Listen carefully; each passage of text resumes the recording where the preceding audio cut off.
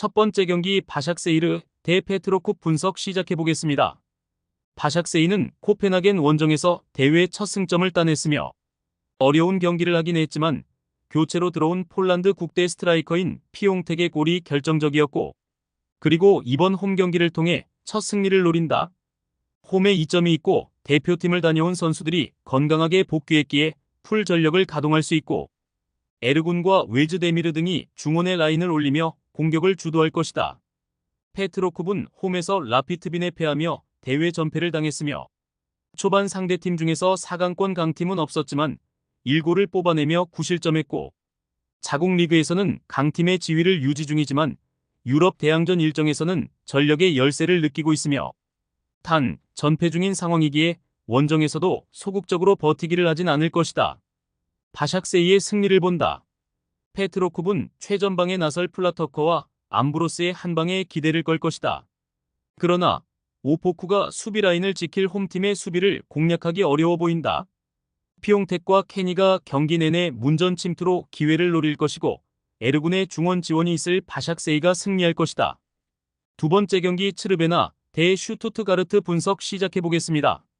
츠르베나는 16강 진출이 사실상 어려운 상황이고, 자국 리그에서는 늘 최강팀의 지위를 유지 중이지만 챔스 레벨에서 좀처럼 경기력을 보여주지 못하고 있으며, 엘슈닉과 크로니치 등 경쟁력 있는 중원이 있지만 여전히 황인범의 공백이 느껴지는 데다 은디아예가 최전방에서 챔스 레벨 팀들의 수비에 고전 중이며, 그래도 이 경기는 홈이기에 첫 승점을 위해 전력을 다할 것이다. 슈투트는 유벤투스 원정을 승리했지만 아탈란타 상대로는 패했으며, 데미로비치를 대신해 선발 출전한 스트라이커 투레가 기회를 해결하지 못했고 부상으로 결장한 르월링의 공백이 느껴졌고, 거기에 이 경기에는 팀의 주포인 데니스 온다브도 빠지기에 큰 전력 누수를 안고 나서야 한다. 접전을 본다. 전력상으로는 분데스리가의 강호인 슈투트가 다소 나은 것이 사실이다. 그러나 정상적인 3톱 중 2명인 운다브와 르월링이 빠지는 여파가 크기에 공격 전개가 원활하지 않을 수 있고, 엘슈닉과 칸가가 중원을 두텁게 하고 나설 츠르베나가 승점 1점을 챙길 것이다.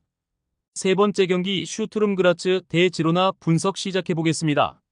그라츠는 최근 두 경기 무득점을 비롯해 챔스 4경기 전패를 당했으며 도르트문트와 스포르팅 등 어려운 상대를 만나기도 했지만 오스트리아 리그 1위 팀임을 감안하면 너무 아쉬운 챔스 성적이기 때문에 할만한 상대를 만나는 이번 경기에서 승점 추가가 필요하고, 상대가 많은 부상자로 고전 중이기에 미카와 차타 등 최전방 공격수들이 적극적으로 나설 것이고 가지베고비치가 측면을 돌파할 것이다. 지로나는 호벤 원정에서 완패하며 하위권으로 추락했으며 측면 수비수로 나선 마르티네스의 퇴장으로 인해 수적 열세에 시달리며 사고를 헌납했고, 라리가에서는 최근 어느 정도 반등했지만 워낙 부상자가 많기에 정상 전력을 가동하지 못하고 있으며 중앙 미드필더인 에레라와 측면 공격수 단주마를 비롯해 7명 정도가 이 경기에도 결장한다. 접전을 본다. 그라츠가 챔스 첫 승을 위해 홈에서 주도적으로 경기를 운영할 수 있다. 키테슈빌리와 빅 등 오스트리아 리그 최고의 중원이 라인을 올리며 상대와 맞설 것이며, 그러나 에레라의 공백에도 클로아와 반더 비크, 로메오 등이 중원을 지킬 수 있고 크레이치가 수비 라인을 이끌 지로나 상대로 승점 1점에 만족해야 할 것이다. 네 번째 경기 리버풀 대 레알 마드리드 분석 시작해보겠습니다.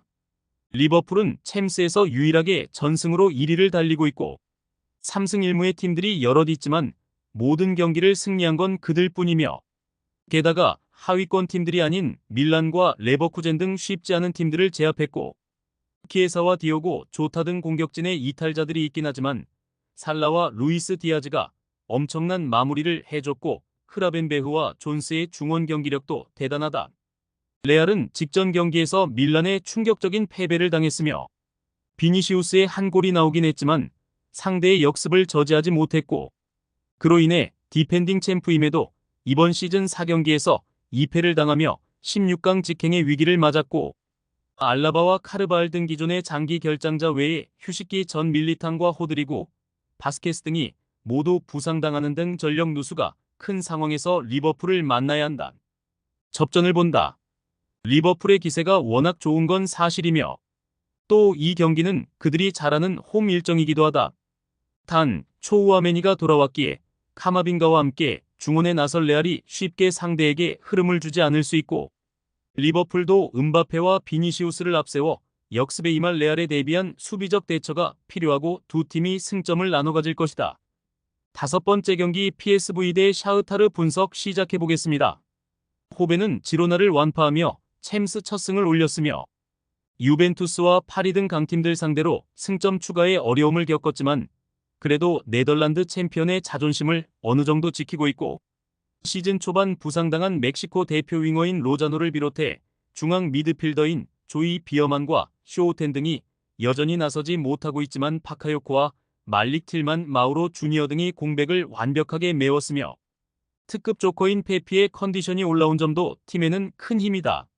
샤크타르는 스위스 팀인 영보이스 상대로 대회 첫 승을 따냈으며 아탈란타와 아스날 등에 연패하며 챔스 하위권으로 추락했었는데 이제 중위권 도약을 노리고 있고, 그러나 이번 원정에서는 쉽지 않은 팀을 상대하기에 적극적인 공격 축구로 임하긴 어렵고, 최전방에 나설 주코프를 제외한 선수들이 진영을 지키는 수비적인 축구로 승점 추가를 노릴 것이다.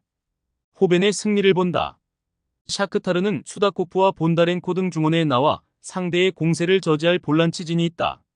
그러나 코노플라를 비롯해 측면 수비를 담당하는 선수들은 중앙에 비해 불안하며 바카요코와 사이바리가 홈에서 빠른 발을 앞세워 돌파할 것이고, 룩데용과 페피가 기회를 골로 연결할 호벤이 승리할 것이다. 최종 조합은 영상 아래 고정 댓글로 말 걸어주시면 오늘 정보방에서 무료로 공유해드립니다. 제발 손해보면서 토토하지 말고 다같이 웃으면서 즐겁게 베팅합시다. 함께 하실 분들은 부담 갖지 마시고 편하게 말 걸어주세요.